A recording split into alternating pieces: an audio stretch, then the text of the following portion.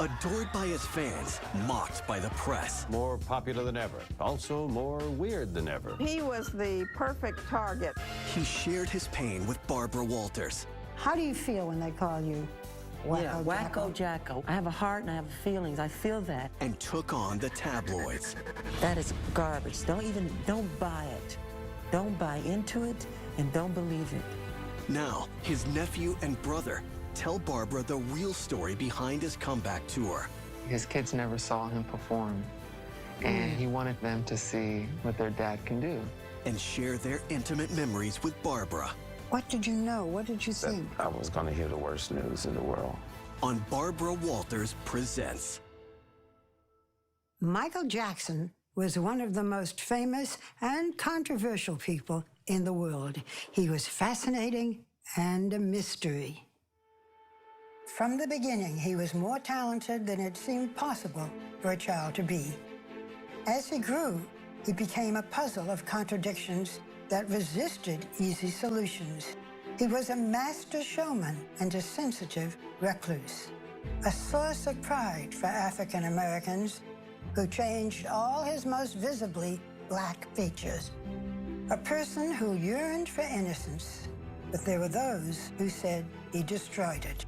He created his own myth, and it devoured him. How could someone known by millions remain an enigma even beyond the grave? Who was Michael Jackson? What drove him? What really killed him? Who was the real Michael Jackson?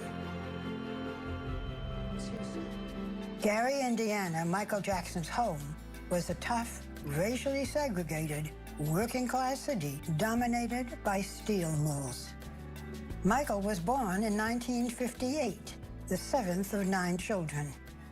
His father, Joe, operated a crane at a steel plant, and his mother, Catherine, a Jehovah's Witness, worked part-time at Sears. Music was always part of the Jackson family life. I recently interviewed Tito Jackson, Michael's older brother, who took me through the beginnings of the Jackson 5. Tito, how did the Jackson 5 get started? My father had just come home from a long day's work, and he'd be telling us, be quiet, hold it down in there, I'm trying to get some rest or whatever. My mother would say to him, Joe, you need to listen to them. Huh. I think they have some talent. I think they can sing. My father said, them boys can't sing. Kate, those boys can't sing. Joe, listen to him. He heard us sing. He immediately took his next paycheck and bought everything. Microphones, amps, guitars. Michael and Marlon, the 2 youngest, were not originally part of the band. Michael and Marlon were just little bitty babies. And we'll tell them, get out the room. You're too young to be in the group. You're too young. You're too young. Michael performed one day at this elementary school, and his performance was so brilliant. We were looking at each other going like, is that it? We couldn't believe it was our that brother. One of us? Yeah. We never knew he could sing like that. Huh. We rushed him home and told him, of course, you're in the group. Can I be in the group? Yeah, you're in the group, Mike. You in the group. You too, Marlon. You too. Joe Jackson had always wanted to be a professional musician. He had hoped his own talent would pull the family out of poverty, but it hadn't. As his sons grew older and he became more and more desperate to get out of the ghetto, to get out of the steel mill, to make more money, he decided to drive them. Every day after school, they were playing their instruments in the living room, and they were learning dance steps and figuring out what songs to play. And that's when he kind of transferred all that ambition that he had onto his sons. So Joe quit his job to work full-time, managing his son's band. The band began to tour. That's an unusual life for children. We did a lot of talent shows, and we did weddings and mall openings and nightclubs. They were paying more than $10. We were doing it. Audiences loved them so much they threw money at their feet. We would do our whole show, and people would throw out money, just gauze them. We're making like $300 on the floor and change, and make 15, you know, from the house. Over the next few years, they began to play bigger venues, like the Regal in Chicago and the Apollo in New York, opening for famous acts. It was a musical education for young Michael. I used to love to, watch everybody on stage, James Brown, Jackie Wilson. I've learned so much from all those greats. If you look at those early moves that he was doing when he was 5, 6, 7, 8, all the way up to 10 or 11 years old, they were very sophisticated moves. He could do things that James Brown was doing. When Michael was 11, the Jackson 5 auditioned for Motown Records. In the 90s, when I sat down years later with Berry Gordy, the head of Motown, he told me he had noticed something special about Michael from the start. Tell me about the first time you saw these kids. Well, they came in to audition for me.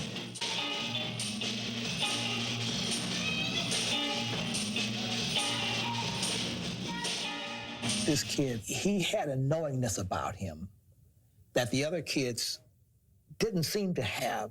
He never took his eyes off me. One of the kids said, well, are you going to sign us? And Michael sort of smiled like, of course he's going to sign us. You know, of course. In December 1969, Motown launched them nationally with an appearance on The Ed Sullivan Show that made the Jackson 5 instant stars. Oh, baby, give me one more chance. Won't you please let me back to your heart? Suzanne DePass, Gordy's creative assistant then, was amazed at their instant popularity. It absolutely went from complete anonymity to total celebrity in one beat.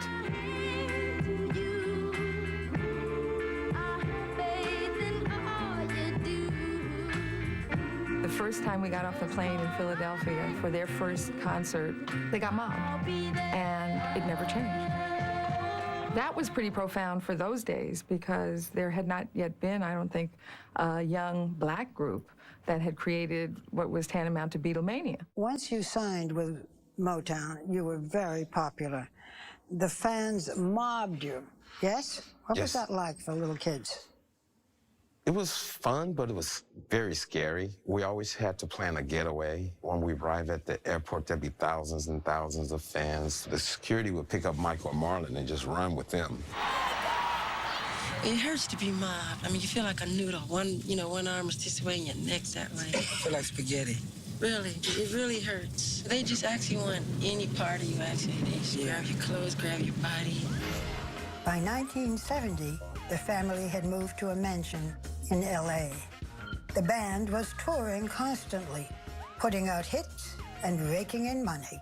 The press and the fans recognized Michael more and more, and it became a disproportionate kind of worship for him, and interest in him, and obsession with the little one. Child stars they're in such a strange position because in their real lives, they're often playing the adult. They're the breadwinner of the family, often. They have an unheard of power, in a way, in the family, and yet they're at the service of the family. Michael had to do what his father ordered. Joe Jackson was a strict and controlling figure in Michael's life. The rules, they must be followed to the fullest extent. We always teach against the big head because it makes a child think that he's better and can't nobody tell him anything, and so keep him under control.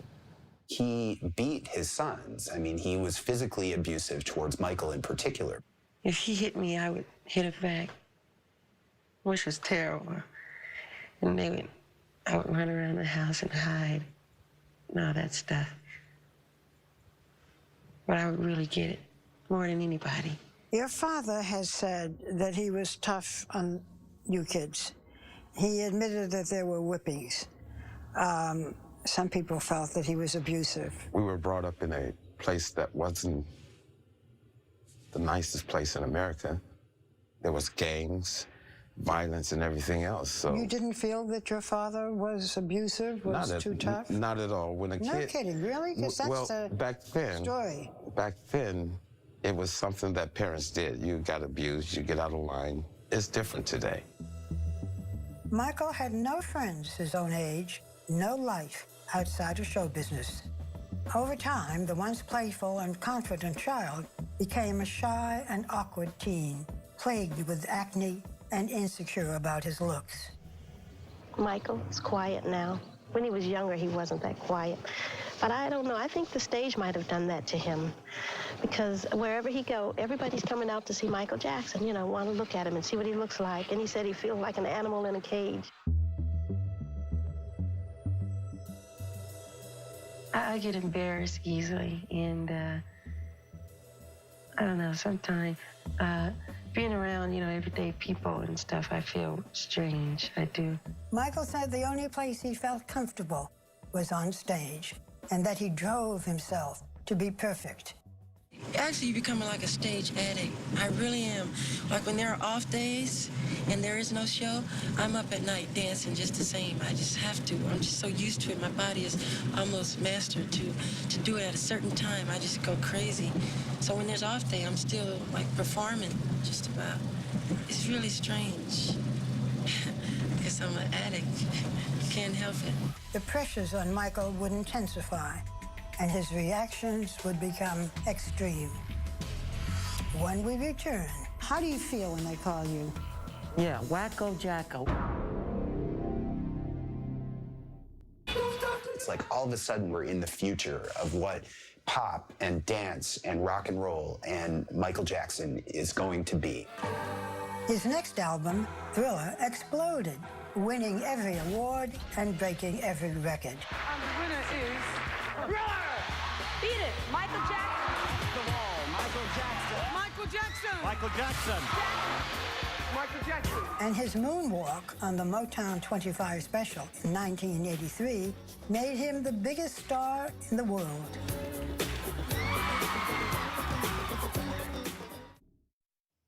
In 1979, Michael Jackson turned 20. For him, growing up meant only one thing: creating his own music. There's other kinds of sounds of music that I love to do. It hurts what is inside of me and it can't get out, and it's hidden from the world. When I do those solo albums and I'm doing all kinds of different music, it's wonderful. I feel like I'm accomplishing what I'm supposed to do. Even as he continued playing with his brothers, Michael sought the next musical step. He teamed up with producer Quincy Jones to create his breakthrough solo album, Off the Wall. There's a great moment in the Destiny tour. At the end, he comes out with the black suit and the bow tie and the white socks and the black shoes. It shows Michael fully formed as a solo artist. Like, this is who I am now. I'm separate from my family band. I'm gonna be this guy. It's like the moment in The Wizard of Oz when it goes from black and white to color.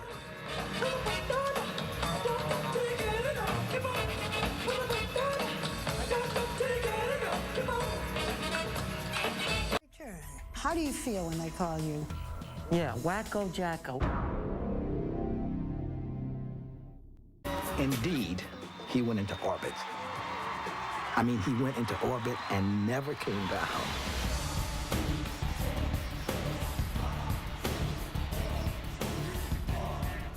He starts to like hang out with President Reagan and Nancy Reagan and Princess Diana, and all these celebrities are flocking to Michael's incredible star power. They just want a piece of it because the light is shining so vividly and so brilliantly. Yet Michael was still living at home with his parents. He was still a practicing Jehovah's Witness, which meant no dating, no drugs, no cigarettes. The gap between Michael as a person and Michael as a star was growing. And as a star, there was nothing Michael couldn't imagine. As he becomes more famous, he starts to develop this philosophy that he wants to create a more limitless world for himself. So he doesn't want any boundaries at all. He doesn't want boundaries of race. He doesn't want boundaries of gender. He doesn't want any boundaries on his music. He doesn't want any boundaries on how much money he can spend on anything, certainly not his creative visions. He doesn't even want any boundaries on his own facial structure. Our relationship with TJ was an oasis of normality for Michael. Michael comforted him when TJ's mother, Dee Dee Jackson, died. That is the most isolating and lonely experience. He made sure my brothers and I stayed on track. I've never forgotten that. Later, TJ, his brothers, and Tito set up the D.D. Jackson Foundation to help children in need. They were inspired by Michael, who donated tens of millions of dollars to charity and traveled the world helping children affected by war and famine. I used to remember seeing kids crying and in so much pain, and then like that, just become happy over the presence of one person. He went to hospitals? All the time. All the time. And he donated a lot of his income to charitable things. And for us, seeing that inspired us to do our mom's foundation. Michael also opened up Neverland to sick children. One of those children was Gavin Arvizo. Gavin had cancer. Michael befriended him and helped the family financially, but he would soon find himself again faced with accusations of abuse, and they would create the gravest crisis in his career and life. Please keep an open mind and let me have my day in court. When we return.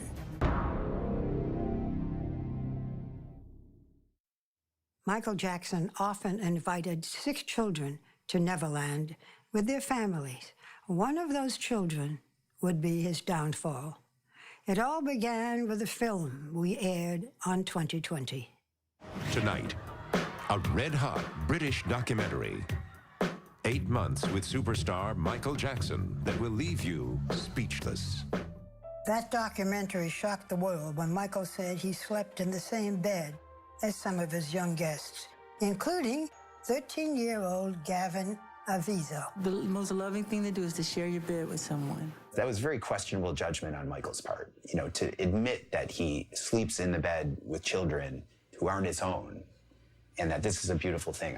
People couldn't really relate to that. Child Protective Services became concerned, and that led to investigations by the Los Angeles and Santa Barbara police departments.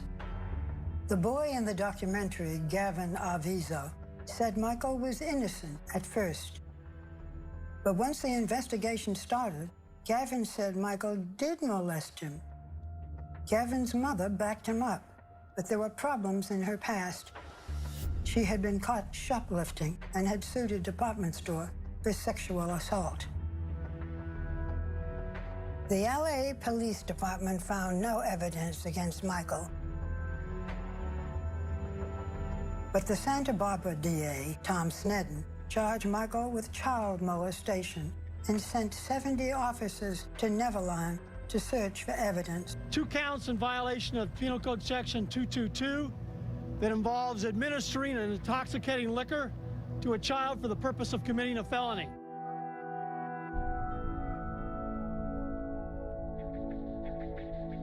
Michael Jackson was officially charged yesterday in California with 7 counts of child molestation and 2 counts of intoxicating a minor so he could molest him. Michael hired attorney Tom Mesereau to defend him. Mesereau thought the prosecution had no case at all. Michael Jackson was a huge target. Never in the history of Santa Barbara County had this many officers and this many resources been devoted to trying to convict somebody. They did it because it was Michael Jackson and they wanted to become famous. Michael's friend, Macaulay Culkin, also defended him when we talked. He talked about young boys sleeping in his bed, in his bedroom. Well, you and your brother Kieran had done that. Yeah, it wasn't anything like weird. It wasn't anything we thought about. We go to the movies and we do this, we do that. And it's like, okay, you know, just you plop down, you go to sleep, you wake up. It's just kind of just what happens, you know? Once again, Michael addressed his fans directly. I deserve a fair trial like every other American citizen. The prosecution was based on the testimony of the Arvizos and on material found at Neverland, none of which was child porn. At the beginning of the trial, it was almost like Michael thought the charges were so preposterous that he wasn't going to take them seriously. Over time, it really starts to take a toll on him. The trial lasted 4 months. On June 13th, 2005, the jury acquitted Michael on all charges. It was a victory, but one that left Michael devastated emotionally and physically. Here was the biggest star with the biggest fall that one can imagine, from being beloved to being vilified. Did it change him? Did it make him withdraw from people? Just was overwhelming for him to become recognized in those lights, because he wanted to be everything but that. He told the world that he was turning his back on Neverland. I won't live there ever again. I'll visit Neverland. It's a house now. It's not a home anymore. Michael left the country with the children. He was their only parent. Debbie had terminated their parental rights. They moved from country to country. The children wore masks in public to keep their faces out of the papers. He became increasingly dependent on painkillers for the injuries he had suffered on stage. And he spent lavishly. Michael was very deeply in debt. He would get all these advisors who would come in and say, Michael, you got to stop spending. And he would go, you're fired. By 2009, Michael was over $100 million in debt. Then in March 2009, after years away from the stage, Michael announced his return, the This Is It tour. This is it. I mean, this is really it. This is the final curtain call. His 10 London concerts were sold out in less than an hour. 40 more concerts were added and sold out as well. But rehearsals for the 50-year-old star were grueling, and Michael drove himself to make everything perfect. Wait, no, my friends. No, you gotta let it simmer. It's got a moment where it has to simmer. That's right. What made him start again? I think there were many reasons why he came back, but one of the reasons which he told me was that his kids never saw him perform, and he wanted to perform and for them to see what their dad can do. Tell me about the last time you saw Michael. We had all gotten together, the entire family, to celebrate my mom's and dad's anniversary. Happy memories. Amazing memories. I remember I had just had a child, and he asked me, was I finished? And I said, no, I'm not done. He said, how many more do you want? And I said, I think I want 2 more. And he said, me too. So he wanted more children. Also, I remember when I said goodbye to him, he said, you're coming to London, right? And I said, I'll be there. And he said, great, I'll see you soon. And that was the last time I spoke to my uncle. But that tour would never happen. We have a gentleman here that needs help, and he's not breathing. He's not breathing, and we're trying to pump him, but... Okay, how old is he? He's 50 years old, sir. 50? He's not responding to anything, no, he's not responding to CPR or anything. Michael Jackson was brought here in full cardiac arrest. And is now in a coma. This is hard. My brother, the legendary king of pop, Michael Jackson, passed away on Thursday, June 25th, 2009 at 2:26 p.m. I was just totally shocked. I got a call from my middle son, Terrell, and he said, Dad, is it true what they're saying on TV? I said, what are they saying? They said they just rushed Uncle Michael off to the hospital to cardiac arrest. And I said, what? Then Janet called me, and she said, Tito, are you driving? I said, yeah. She said, pull over. Right then I knew, it just... What did you know? What did you think? I was going to hear the worst news in the world. What is expected to be the largest showbiz memorial in Hollywood history, the King of Pop gets a send-off worthy of American royalty. He was the perfect target. He shared his pain with Barbra Uolter's. How do you feel when they call you Wacko Jacko? I have a heart and I have feelings. I feel that. And took on the tabloids. That is garbage. Don't buy it. Don't buy into it and don't believe it. Now, his nephew and brother tell Barbra the real story behind his comeback tour. His kids never saw him perform, and he wanted them to see what their dad can do. And share their intimate memories with Barbra. What did you know? What did you think? I was going to hear the worst news in the world. On Barbra Uolter's Presents. The perfect target. He shared his pain with Barbra Uolter's. How do you feel when they call you Yeah, wacko jacko. I have a heart and I have feelings. I feel that. And took on the tabloids. That is garbage. Don't buy it. Don't buy into it and don't believe it. Now, his nephew and brother tell Barbara the real story behind his comeback tour. His kids never saw him perform, and he wanted them to see what their dad can do. And share their intimate memories with Barbara. What did you know? What did you think? I was going to hear the worst news in the world. On Barbra Walters Presents. Return. How do you feel when they call you? Yeah, wacko jacko. Indeed, he went into orbit. I mean, he went into orbit and never came down.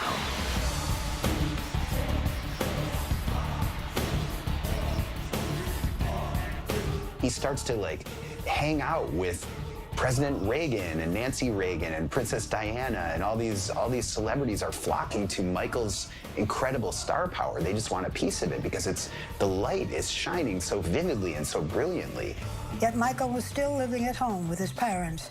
He was still a practicing Jehovah's Witness, which meant no dating, no drugs, no cigarettes. You know, it just... What did you know? What did you think? I was going to hear the worst news in the world. What is expected to be the largest showbiz memorial in Hollywood history, the King of Pop gets a send-off worthy of American royalty. Held in Los Angeles, it was a global event. An estimated billion people around the world watched the memorial. In Michael's hometown of Gary, Indiana, in theaters like the Apollo, where he had performed, in the White House.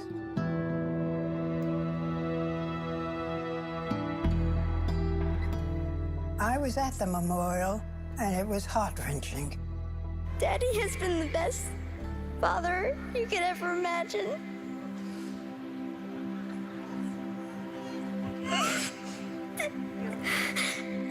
And I just wanted to say I love him so much. The world mourned, but there were questions about Michael's death. We know he was taking some prescription medications. The cause of death has been deferred, which means that the medical examiner has ordered additional testing.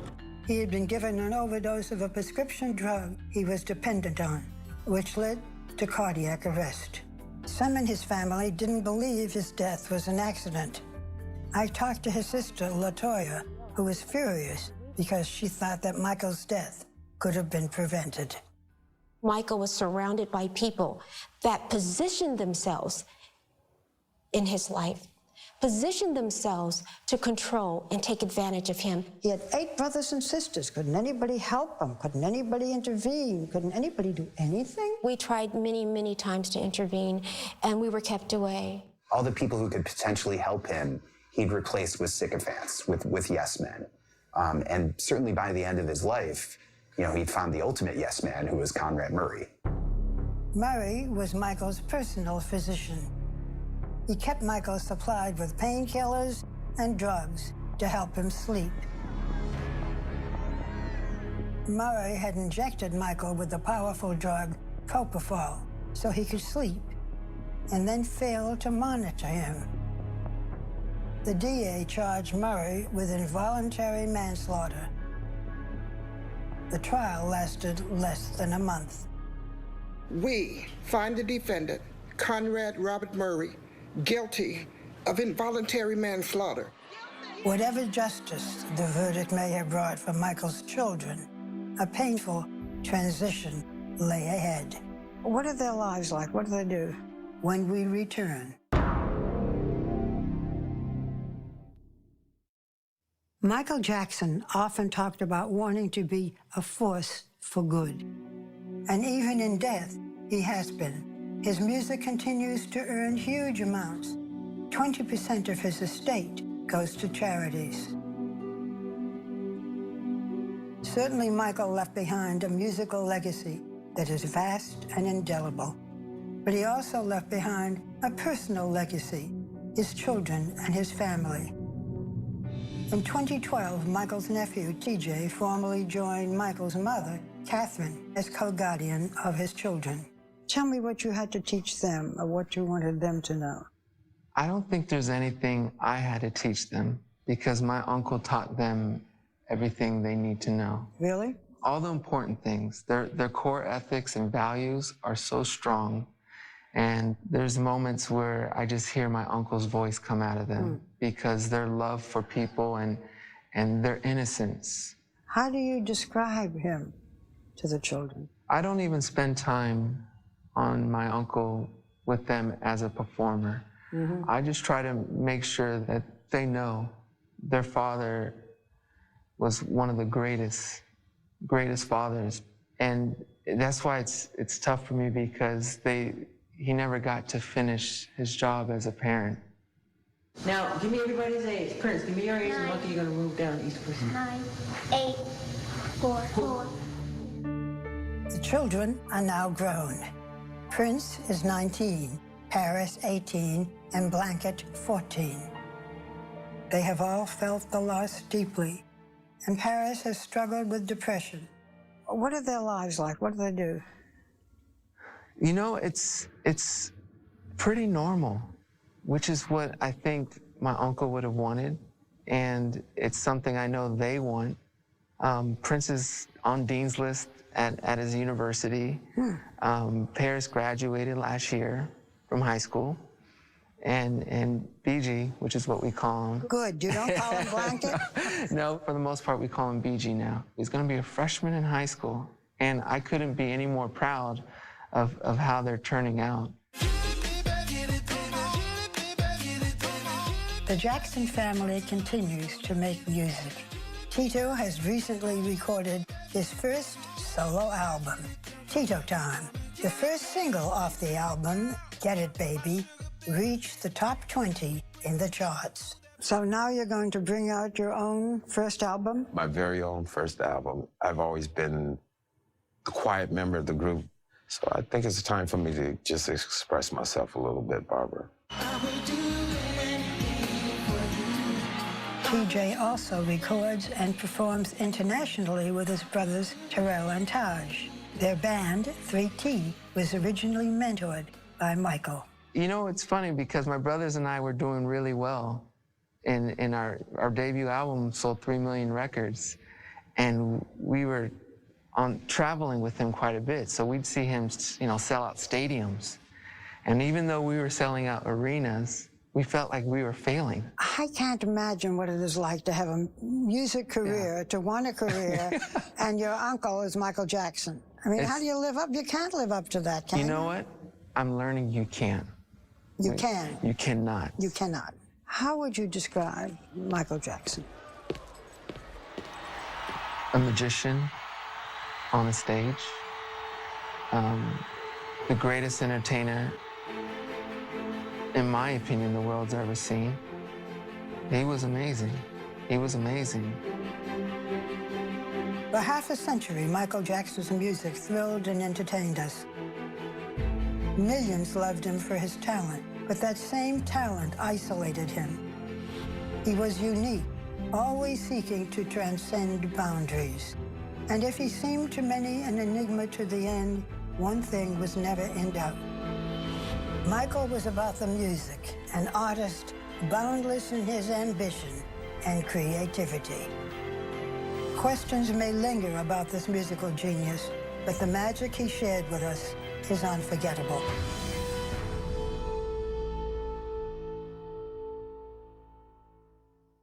There was never anyone like Michael Jackson. I'm fortunate to have known him and his remarkable family. For Investigation Discovery, I'm Barbra Uolters. About paparazzi and things like that. A visitor. You want me to sign? Oui. Autograph? Autographe? Oui. Oui. Quel appelles-tu? Charles. Charles. Charles? Charles. How do you like my perfect French? It's good.